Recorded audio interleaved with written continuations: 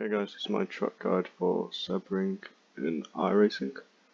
So this lap was a 152.798. There's still, like, I'd say about, for me anyway, there's about 3 temps still in it. So I'm looking at like a 142.4 or 142.3. And how does that lie in competitive? So aliens or top people do a 142.1, about there or thereabout. You don't really see that below. This is for the prototype challenge, which I think is new for iRacing, and it's the B class one. And so with this car, with this series, it seems like the Acura is the fastest. I was initially driving the Porsche, and the Porsche just has really bad understeer. I don't know why. It's extremely understeery. Like I was literally running like minus something brake bias, and it was just a pig. But with the Acura, it's a lot more pointy and darty. So my best lap with the Porsche was a 143.3 or something like that, which is like pretty big off the pace, not gonna lie. And I was like really like struggling to find time, and so I bought the Acura because it seemed like everyone was using it in split one, and that seems to be a lot faster. Which I think is proven by here, but it was also better driving, so I don't really know. I think the Acura is definitely a few times faster, although it does feel a lot better to drive. So let's skip through turn 1. Okay, so turn 1, you'll either be in 6th or 7th gear when you approach the corner, and then you want to shift down into 5th, and we sort of gradually shift down throughout the corner because it gives us more rotation. And this corner is very fast, and coming from LMU, the GTPs have some insane grip, so you should definitely take this corner faster than you think you can, because it's just ridiculous. I'm actually going to keep an eye on the minimum speed here, but we shift down into 5th, and we sort of turn in later. Let's see. Okay, so my turning point is quite late. It's actually, I can't even see the corner, basically, when I start turning in. And then I immediately shift down into 6th, and then I shift down into 5 once I've entered it. And you'll see there's a little reference point, a cone. So let me play it. As soon as you sort of get to the cone, you add power again. Track limits here it's quite tight, to be honest. You can use the curb, but we don't want to go any wheel over it, otherwise that's a track limit. Turn 2, we brake at in between the 3 and 2, although we sort of brake as we get to the 3 cone just because of how fast the car is. So as soon as you brake, we want to shift down slowly into 2nd, and then we want to take this corner 2nd gear. And then you can see I sort of start to turn in when I reach the 1 cone, and I shift down into 2nd, and we sort of hug the curve. Boom. Once we've exited, we apply throttle, and we basically try and get as far over to the right as possible to set up the next corner. I've seen some people take this curb, and you can do that, and I feel like it can open up this another left-hander, and I think it should be faster, so that's what I'm going to improve on next time I'm on this track. Okay, so a little reference for you. So as soon as we pass that right-hand side curb, we should be all the way over to the right at this point. We're going to shift down. I think I'm still in 2nd here. Yeah, I should be. Or I'm in 3rd. I'm not too sure. I think I'm in 3rd though. We want to shift down into 2nd and just hug the curb. And once we see this little spiky bit, and this is my reference, we get back on the power. Okay, we're going to skip through this, just cut as much as possible for that. Okay, so for the hairpin, we brake at the 4 cones, and oh, something very interesting, make sure you're using the qualification fix setup when you're in a race, otherwise you'll be extremely off the pace in quali. So make sure you're changing, because it gives you basically a better deploy, because the deploy system in this game is completely wrong. It's not how hypercar is. Hypercar deploy, it's more of a fuel saving, efficient method, so it doesn't give you extra power. But in this game it gives you extra power, so make sure you're doing quali, because that just gives you a higher MGUK. So we brake at the 4 cones, and we shift down into 1st, and I'm going to show you the turning point. So the turning point is pretty late, it's you just want to sort of graze the curb. You don't want to hug the inside. Like you don't want to turn in early and sort of hug the curb. We sort of turn in later, clip the curb, and then we just exit. Boom. See how we just clip it, and then we're back straight on the power. Make sure you get a really good exit here.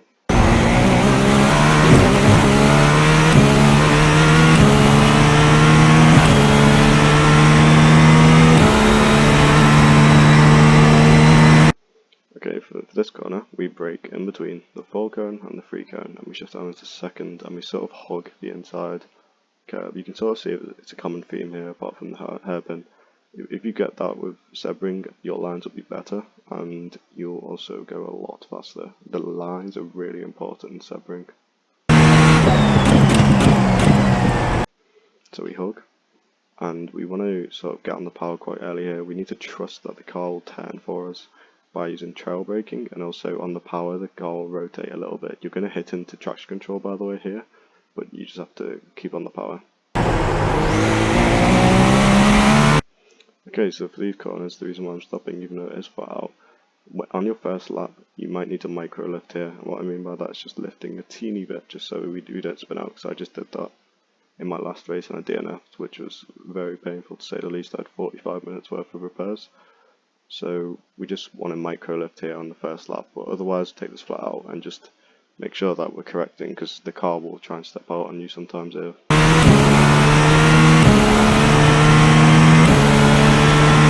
Okay, so to set this corner up, we sort of aim for this 2 cone here, and that's our braking marker. We shift down into second, and we sort of also hug this right hand side curb, and we get on the power early. I was experimenting, we can take this in third, and that seems to be more stable. So if you're in a race and you're not under any particular pressure, then I would recommend third, because you could get more, it's just way more stable. Like you won't spin on corner exit, you won't really miss the apex too much, you won't activate traction control too much. So third is okay here, but I think second is just a minute bit faster. Track limits here is the gravel, but we don't anyway want to go on that, or we don't even want to use this curb, matter of fact. Well, we can, but sometimes it's really easy to go over the curb and then you lose time.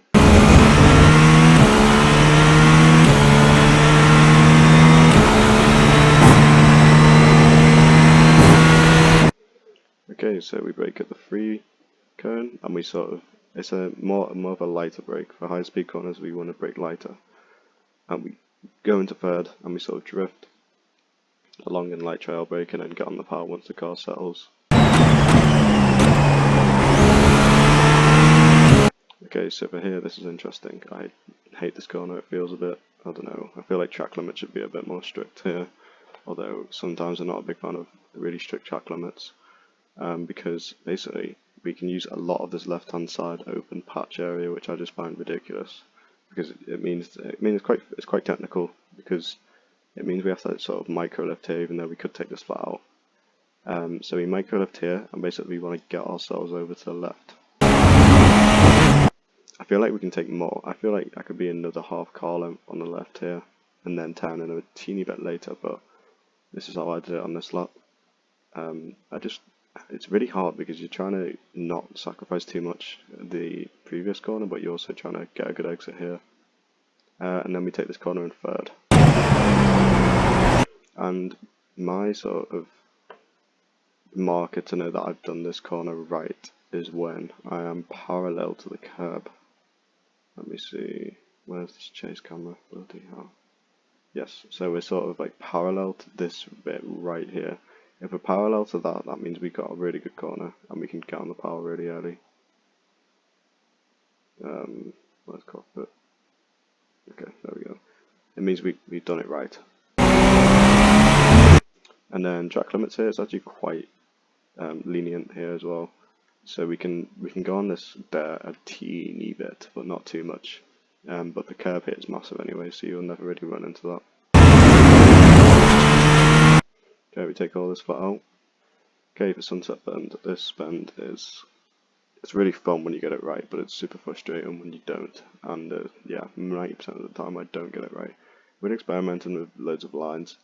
I think the fastest is by turning in super late. But I feel like if you're setting up a quali lap, then I'd double apex this corner. So I'd turn in a bit earlier, get it good, and just slow down a bit more, so have a lower minimum speed, and then get on the power really early, and you'll get a really good exit. But I think for a quali lap, it's faster if you turn in late, and we want to like carve the outside. That's my best way of explaining it. And we shift down very slowly, because we want to just roll as much speed through the corner as possible. There is so much time to be found in this corner. It is ridiculous how much time you can find just alone in this corner. It could literally be like 4 attempts, 5 attempts, half a second, you know. It's a lot of time to be found, so if you get this corner right, it definitely does help. So we start braking almost as we turn into the corner, to be honest. And as you can see, I'm really missing the first apex here. We just hug the outside. We can go way outside of this white line. And you can see how long the trail braking is as well. It's really, really long. It's throughout the whole entire corner. And then once we sort of see the bridge, we get on the power.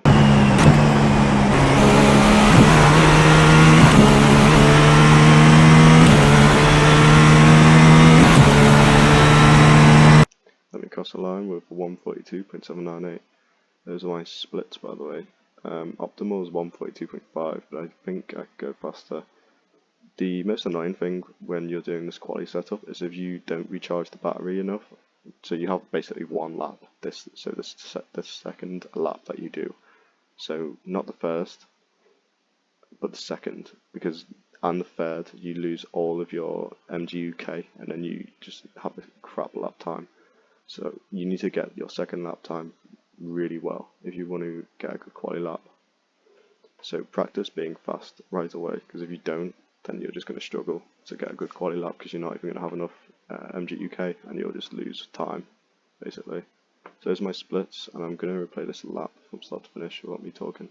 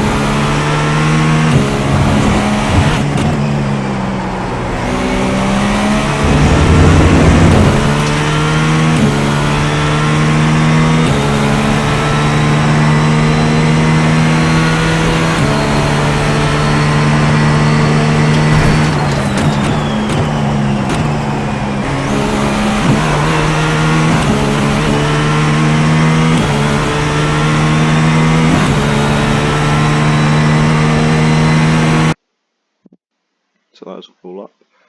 As always, if you've got any questions, leave them down in the comment section, but I'm going to, when I get back to uni, I'm going to include my telemetry on Garage 61, I think it's called. I'd recommend that over watching track guides.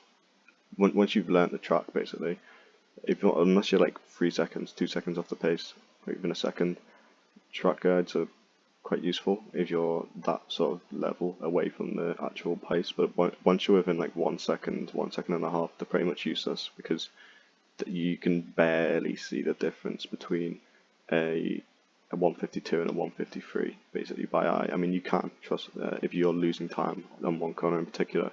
Once all corners are like 100th off or whatever, it's very hard to see the difference because it's so minimal, and telemetry really makes that easier to see. It's super easy to learn. Just tons of tutorials. Just watch some telemetry videos, and then I will be posting my telemetry so you can compare. Some corners you might take faster, some corners you might take slower, and that's what telemetry really shows, because you can't really tell with these track guides, which is annoying. But I will start including them from next week, basically. Alright guys, thank you very much for watching.